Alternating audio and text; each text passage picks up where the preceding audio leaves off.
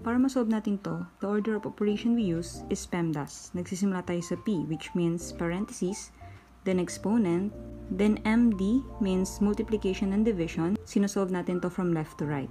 Same with AS. Addition and subtraction, sinosolve din natin yan from left to right. Now, magsimula tayo dito. 9 plus 6 divided by 2. Meron tayong addition and division. Sa PEMDAS, mas naunang nakasulat ang D or division. It means we have to divide first. So, itong 9 plus, copyhin lang natin. 9 plus. Then, divide muna natin itong 6 and 2. 6 divided by 2 is positive 3. Then, combine, 9 plus 3 is equal to 12. Dito naman sa pangalawa, we have 3 times 4 minus 5 times 2. Dalawang multiplication at isang subtraction. So, sa PEMDAS, mas naunang nakalagay ang multiplication. It means we have to multiply first. So, multiply natin itong 3 and 4